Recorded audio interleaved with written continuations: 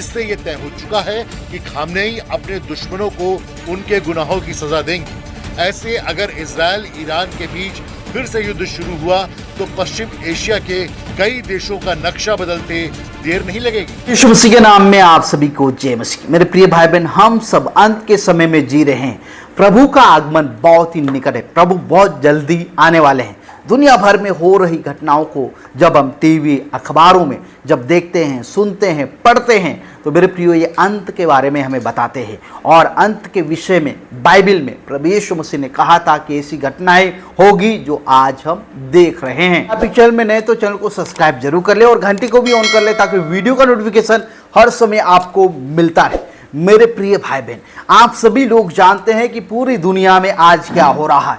पूरी दुनिया में हम तबाही देख सकते हैं। एक के बाद एक घटनाएं हम देख सकते हैं जो कि पूरी दुनिया में ये घटनाएं घट रही। अभी फिलहाल हम इजराइल और ईरान के बीच में युद्ध को हम देख पा रहे हैं। इस युद्ध का लगभग 12 दिन हो चुके हैं, लेकिन ईरान के ऊपर इजराइल भारी पड़ा है। जी हाँ, इस युद्ध में इजराइल की जीत हुई है और ईरान है वो हार गया है। जी हाँ, एक छोटा सा देश जो इजराइल है, जी हाँ, ये परमेश्वर का चुना हुआ देश है। और ये पहले देश नहीं था, एक व्यक्ति का नाम था जिसका नाम था याकूब। जी हाँ, याकूब का नाम परमेश्वर ने इजराइल रखा था और उससे 12 गोत्र निकले और उसके बाद ये देश बना इजराइल। इजराइल पूरी दुनिया का छोटा सा एक देश है। उसके पास इतनी जनसंख्या नहीं है, लेकिन फिर भी बड़े बड़े देशों को ये टक्कर देता है क्योंकि परमेश्वर का चुना हुआ ये देश है। जी हाँ, कई देश इसको मिटाना चाहते हैं, उसको खत्म करना चाहते हैं, लेकिन आज तक कोई भी इजराइल को खत्म नहीं कर पाया है। इजराइल और ईरान के बीच में जो युद्ध हो रहा था, इसमें बताया जा रहा है कि लगभग काफी लोगों की मौत हुई है। ईरान ने इजराइल के ऊपर हमला किया था, लेकिन उसके बाद जवाबी कार्रवाई करते हुए जब इजराइल ने ईरान के ऊपर हमला किया तो लगभग 630 लोगों की मौत हो गई। ये जो आंकड़ा है 627 बताया जा रहा है न्यूज़ के अनुसार, और लगभग 4870 लोग घायल हो गए। जब ईरान के ऊपर जब इजराइल ने हमला किया तो इतना बड़ा नुकसान हुआ है, साथ ही साथ कई वैज्ञानिक लोगों की मौत हो गई है और काफी नुकसान ईरान को उठाना पड़ा। वही अगर हम इजराइल की बात करें तो इजराइल में लगभग 30 लोगों की मौत हुई है और इसमें से कोई भी इजरायली सैनिक मारा नहीं गया है और लगभग कम ही घायल हुए हैं, लेकिन ईरान को भारी नुकसान हुआ है। हम अंत के समय में जी रहे हैं। अंत के समय में ये सारी घटनाएं हम देख सकते हैं। हम पूरी दुनिया में संकट और क्लेश के बारे में देख सकते हैं। राज्य के ऊपर, जाति के ऊपर आज हम लड़ाइयाँ देख सकते हैं, युद्ध हम देख सकते हैं।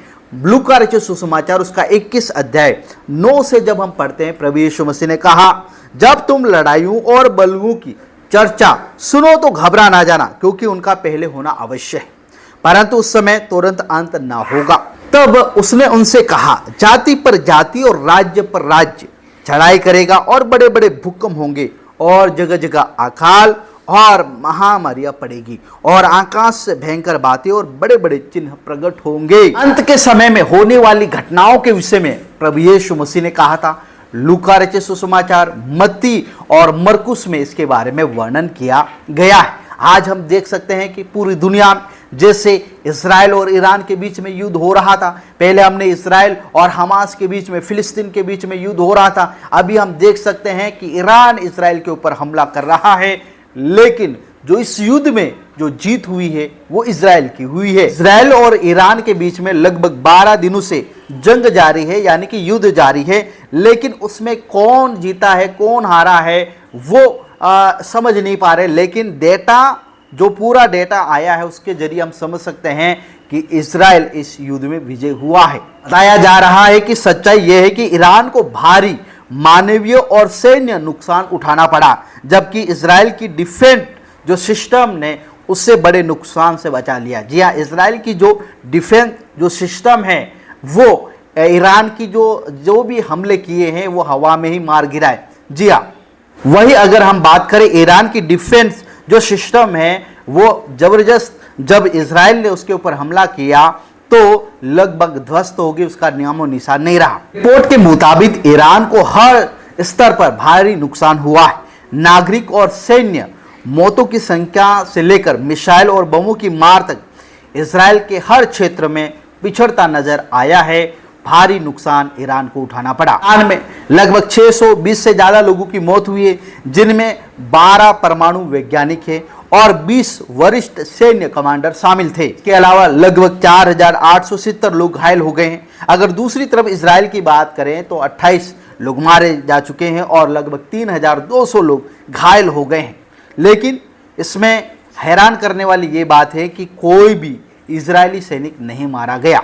मेरे प्रिय भाई बहन, ऐसी घटनाएं आज हम देख सकते हैं, काफी लोग मर रहे हैं। काफ़ी ऐसी घटनाएं आज हमें देखने में सुनने में मिलती है, अपनी आंखों से, अखबारों में, टीवी में हम ऐसी दुनिया भर में होने वाली तबाही के बारे में हम देख सकते हैं। प्रभु का आगमन बहुत ही निकट है, हम अंत के समय में जी रहे हैं। आप सभी को जय मसीह की प्रेज़ द लॉर्ड।